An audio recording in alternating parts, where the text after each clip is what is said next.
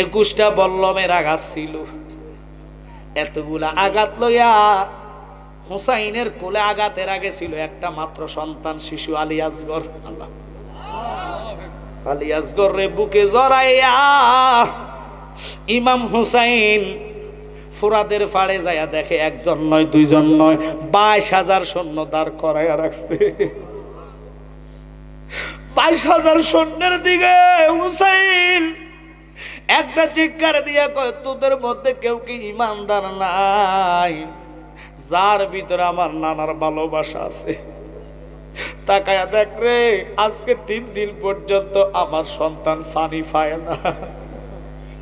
6 মাসের আলী আসগর রে, জিব্বাটা মেলতে পারে না রে, ঠিক করে আমার আব্বু বইলা ডাক দিতে পারে না। শরবত বানাই এটার উল্টা করে আনে। এবার দুলা সিন্না খাও, কোনটা খাইবা? আবার ট্যাঙ্গের শরবতও রাখে, কথা কন নাকা। এখন হলুদের কালারও কি, হলুদ মরিচের কালার একটু লাল, ট্যাঙ্গের কালারও একটু লাল আছে, হলুদও আছে, কথা কন নাকা। 3টা জিনিস একসাথে রাখছে, দুলা যেটা ভালো লাগে। এখন দুলা যদি সালা কয়, দুলা কি করে জানেন? দুলা গ্লাসটারে উল্টাইয়া কয়, ধরো তুমি একটু খাও আগে। হ্যাঁ, তো এটা হইতো না, এটা তো ওইটা, এটা মানে কি মরিচেরটা। হ্যাঁ, মুখ লাগলো, ওইতো না, এটা না, এটা না, এইটা। তো দুলা সালা কইলে বুঝালা যে এটার মধ্যে কারবার আছে, এটা খাইতাম না। আর দুলা যদি বোকা হয়, ওই হ্যানেরটা আকার মরিচের টাকাইয়া পরে আলাদা ফেটানা চলতেছে, বললাম কি মাইন্ড করতেছেন না? কত বাটপারে আমরা দেশের পাবলিকে দুলার লগে করে, ওয়াল্লাহ অথচ নতুন দুলার ইজ্জত আল্লাহ দিয়েছে আলাদা, কথা কন না করে। দুলহা মানে এত বড় মেহমান, ওই দিন আর কেউ না, ঠিক কিনা? আল্লাহর হাবিব আল্লাহ দুলা বানাইলেন। জিব্রাইল শরবত নিলেন, একটা হলো মদ মানে শরাব, আর একটা হলো দুধ। এখন আল্লাহর হাবিবরে টাই করলো, নবী জানে কি জানে না? আল্লাহু আকবার কম। আমার নবী দুধের মধ্যে হাত দিয়া দুধ টান দিয়া খাইলেন। জিব্রাইল একটা ডাক দিয়া কয়, নবী গো, আপনি যদি মদ খাইতেন কোটি কোটি উম্মত আপনার পথভ্রষ্ট হইতো। আপনি দুধ খাইয়া প্রমাণ করাইয়া দিলেন আপনার কোটি কোটি উম্মত ইমানদাররা যাইব জান্নাতে। আমরা দেশের কিছু মৌলবি কয় নবী বেলে জানে না। আমি ওয়াজ যদি ধরি রে বাবা 3-4 ঘন্টা ওয়াজ মিলাইতে পারবো না। কিন্তু আজকে কোন দিকে যাইতাম, সমস্যাটা হলো এখানে রে বাবা, প্রেমিক আছে, প্রেমিকের সাউন্ড লাগবে গরম ওয়াজ হাইতে হইলে। আপনার চুপ মারা বসে থাকলে ওয়াজ আসবে না ভিতর থেকে বাবা। কেমনে কইতাম শুনে নেন। এবার দুধ খাওয়ার পরে ওই জিব্রাইল কো, নবী গো, সময় আর এখানে বেশি দেওয়া যাইতো না। আল্লাহর হুকুম আসতেছে, ইঙ্গিত আসতেছে নিয়ে যাওয়ার জন্য, লেকিন এখানে আপনি ইমামতি করা লাগবো। আমার ও হাবিব এরা রাগ করিস না, বুঝাইয়া দে। আল্লাহর হাবিব রে এখনো নামাজ আল্লাহ দেয় নাই। কোথায় আরশ মহল্লা, কোথায় বাইতুল মুকাদ্দাস, ওখানে নবীজি 2 রাকাত নামাজ পড়াইবো। কে নবীরে নিয়তটা শিখাইলো? বুঝেন নাই কথা মনে হয়? নবীজি এখনো নামাজের জন্য যায় নাই, আরশ মহল্লা যাবে। 90,000 কথা হওয়ার পরে আসার টাইমে আল্লাহ নবীর উপহার দিতেছে 50 রাকাত নাকি 50 ওয়াক্ত, কথা কন না করে। 50 ওয়াক্ত নামাজ বন্ধু আপনারা গিফট করলাম।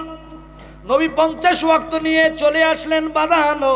খুব খেয়াল করে বলবেন, কেন আমি কথাটার দিকে গেলাম, ওখানে যাওয়ার পরে নয়। নামাজ পড়াইবেন 2 রাকাত। কিছু লোক কয় নামাজের জন্য শর্ত না, নবীর নাম মানে গায়েব জানে না, নবী কিছু বোঝে না। না জানলে নবীর পিছে আমার মতন মুসল্লি, বদিল্লা অদিল্লা ফদিল্লা। আর সৈন্যানে নবীর পিছে মুসল্লি কেডা? 1 নম্বর সমস্ত ফেরেশতাদের লিডার জিব্রাইল, তিনি হলেন মুয়াজ্জিন। বাকি আদম নবী মুসল্লি, ঈসা নবী মুসল্লি, মুসা নবী মুসল্লি, উলুল আজম পয়গম্বর ওনারা মুসল্লি। আল্লাহু আকবার কর। ইসমাইল নবী মুসল্লি, জাকারিয়া নবী মুসল্লি, সুলেমান পয়গম্বর মুসল্লি।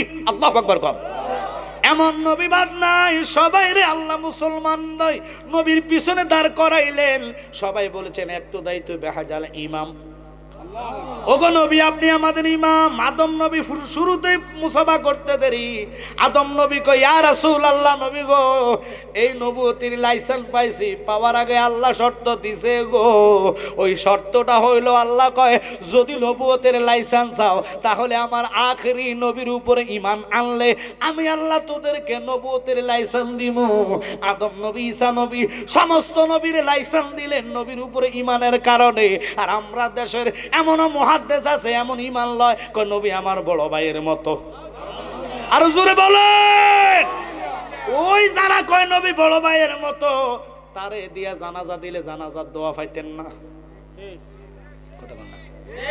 তারা কবে জানাজার দোয়া লাগে না, নামাজটায় দোয়া। নামাজটা যদি দোয়া হইতো আমারে বুঝাইয়া দেন। দোয়ার ভিতরে তো সাইড তাকবীর নাই, জানাজা তো সাইড তাকবীরে পড়া লাগে। কথা কোন না, দোয়ার ভিতরে তো কাতার সোজার কথা নাই। নবী বলেছেন, ইজা সাল্লাইতুম আলাল মাইয়াতে ফাকলুসু লাহুদ দুআ। কষ্ট পাচ্ছেন আপনারা? খুব খেয়াল, আমরা তো এমন নামাজ পড়ি, এই নামাজে বেড়া পার হবে।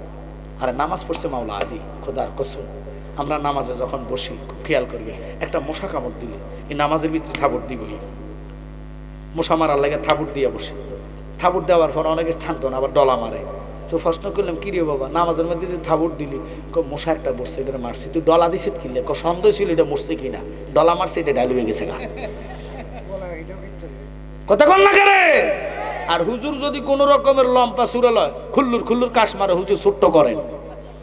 বাঙালি যে কত চালাক, কথা কন না করে। মনে করেন একটু লম্পা সুরে লইলে হাতে কাশ দিব, খুল্লুর হুজুর ছোট্ট করেন। আপনারা কি মাইন্ড করতেছেন? বুঝা নিবেন, এই নামাজের দাম নাই। আরে নামাজ পড়ছে নবীজির নাতি হোসাইন। খোদার কসম রে, একটা নয়, দুটা নয়, 133টা তীরের আঘাত। আল্লাহু আকবার। ছুরির আঘাত ছিল 30টার উপরে ছুরির ঘাই, 21টা বল্লমের আঘাত ছিল। এতগুলা আঘাত লইয়া হুসাইনের কোলে আঘাতের আগে ছিল একটা মাত্র সন্তান শিশু আলী আসগর। আল্লাহ, আলী আসগর রে বুকে জড়াইয়া ইমাম হুসাইন ফুরাদের ফাড়ে যায়া দেখে, একজন নয়, দুইজন নয়, 22,000 সৈন্য দাঁড় করাইয়া রাখছে। 22,000 সৈন্যের দিকে হুসাইন একটা চিৎকার দিয়া কয়, তোদের মধ্যে কেউ কি ইমানদার নাই, যার ভিতরে আমার নানার ভালোবাসা আছে? তাকায়া দেখ রে, আজকে 3 দিন পর্যন্ত আমার সন্তান পানি পায় না। 6 মাসের আলী আসগর রে, জিব্বাটা মেলতে পারে না রে, ঠিক করে আমার আব্বু বইলা ডাক দিতে পারে না। এমন যদি কেউ থাকো, আমি হুসাইন রে যদি অবিশ্বাস হয়, আমার ছেলেটারে তোমরা নিয়ে যাও, নিয়ে একটা বোটা পানি পান করাইয়া দাও।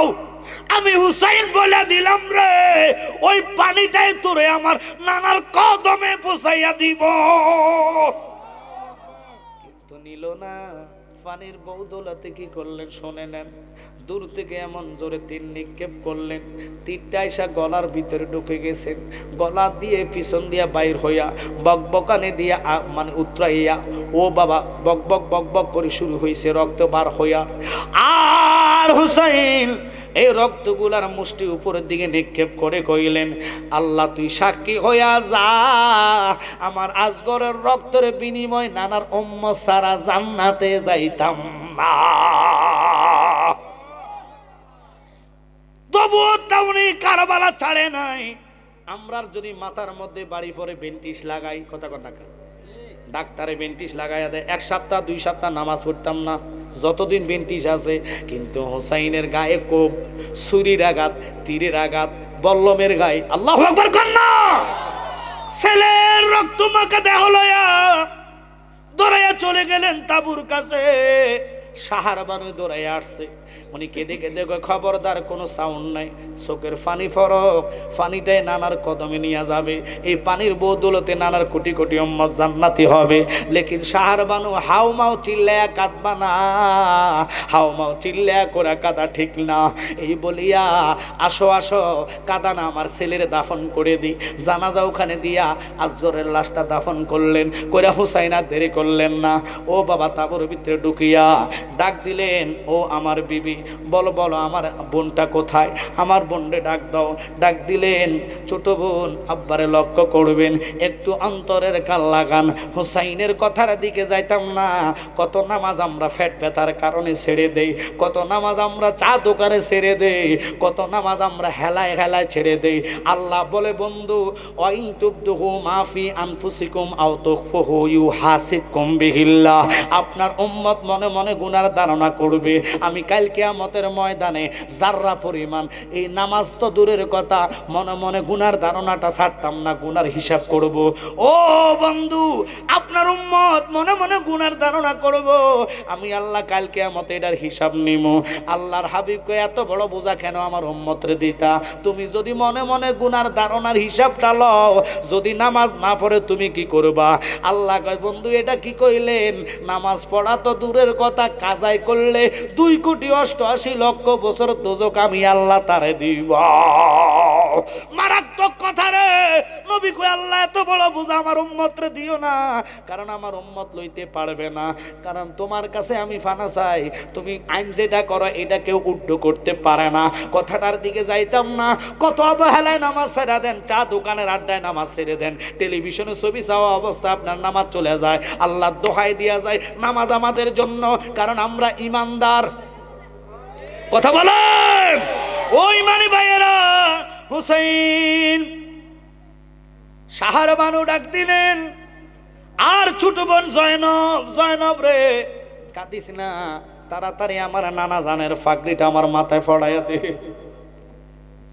জয়নব নানা জানের পাগড়িটা আইনা ভাইয়ের মাথার মধ্যে ফড়াইয়া দিলেন।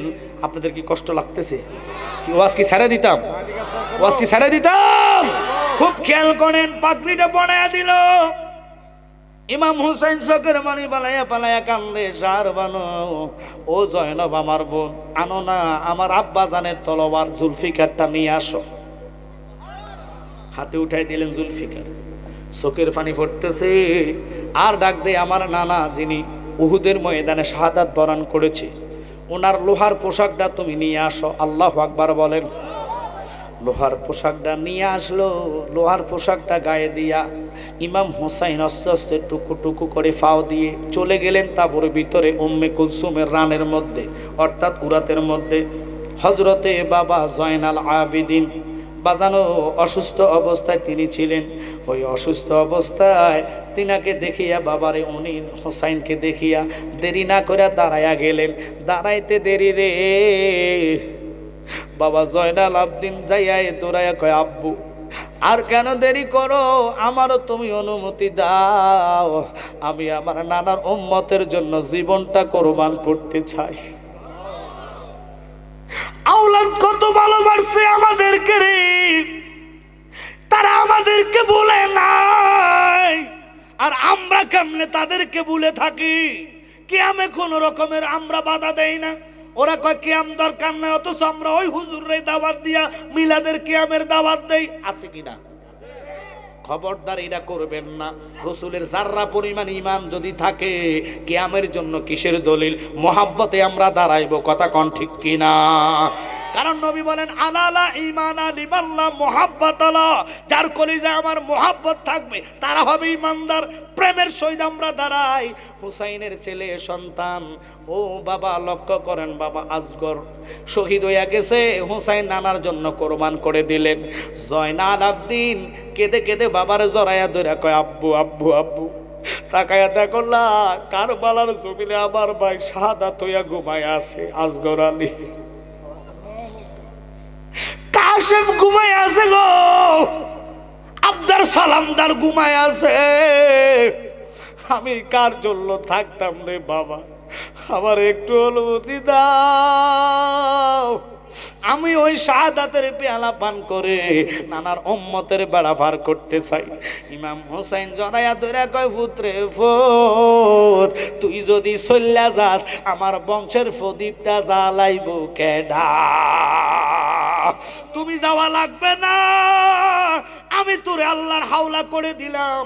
ও জয়নব, আমার এই সন্তানরে তোর কাছে রাখলাম, রাইখা যাইলাম, তারে দেখবে, তারে কখনো কষ্ট দিবি না, আমি তারে কখনো ধমক দিয়ে কথা বলছি না। আমার এই জয়নালের দিকে তুই তাকাইবি, জয়নালে আমার বংশের পরিচয় থাকবি। আমার সকিনাটারে এত ভালোবাসি রে, জানে না রে, সকিনাও স্বামী হারাইলো, অল্প বয়সে বিধবা হইল। ওদের একটাই ভাষা, বিধবা কেন গো? জীবনের যা কিছু দিতে হয় খোদারে সব কিছু দিতে রাজি, লেকিন নানার একটা উম্মত রে জাহান্নামে যাইতাম দিতাম না।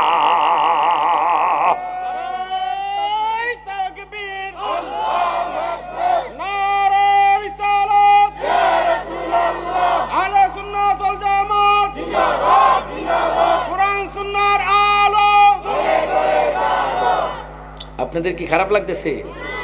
কেমন উম্মতরে ভালোবাসা, আর আমরা এমন ভালোবাসছি, আহা দুঃখজনক। সুন্নি প্রোগ্রাম, এক এক ফুলের এক এক গ্রাম। যারা দূর থেকে এসে চলে গেছেন আল্লাহর কাছে কিন্তু জবাব দিতে হবে।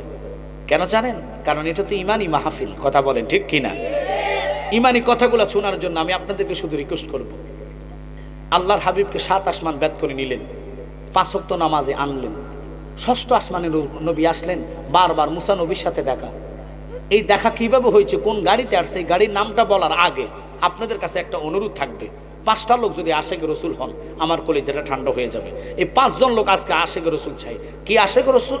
যদি সম্ভব হয় এই আগামী প্রোগ্রামে সম্ভবত আমার ভাই তাহিরি ভাই থাকতে পারে, অথবা অলিউল্লাহ আশিকি ভাই থাকতে পারে। এই দুইজন, এই প্রোগ্রামটা তো প্রতি বছর বড় ইন্টারন্যাশনাল বক্তা একজন থাকে, কথা বলেন ঠিক কিনা? তো ওই প্রোগ্রামের আশাবাদী হই। আপনাদেরকে আমি বলবো, মা বাপের দোয়া চাই, পাঞ্জাতনের মহাব্বতে একটা লোক বলবেন যে হুজুর আমি মাইকের বাবতে আগামীতে 5000 টাকা দিব। একটা লোক চাইছি বাবা, আছেন আপনাদের মধ্যে গাউসে বাকের মহাব্বত? মারহাবা, নারায়ে তাকবীর, নারায়ে রিসালাত, আহলে সুন্নাত ওয়াল জামাত। তোমার নামটা কি? আমি কিন্তু ওয়াজ ছাড়ি না, ওয়াজ করবো। আপনার গেলে কিন্তু এটা আপনাদের, তোমরা তাবারুকগুলো নিয়ে আসো। বাবা মহিউদ্দি, তাবারুকগুলো এদিকে নিয়ে আসো। রেডি আছো তো? কে? আচ্ছা ওকে। নাম হলো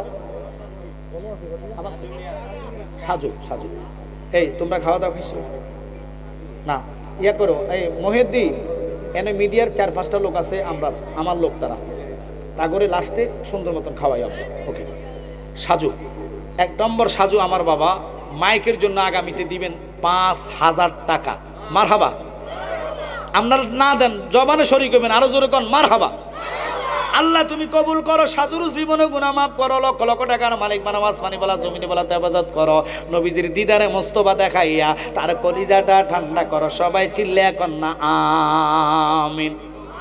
মাইক তো এবার 5000 টাকা দেন না, কত লাগছে? 10,000, 12,000? আচ্ছা ঠিক আছে। আরেকটা লোক 5000 টাকা বলেন।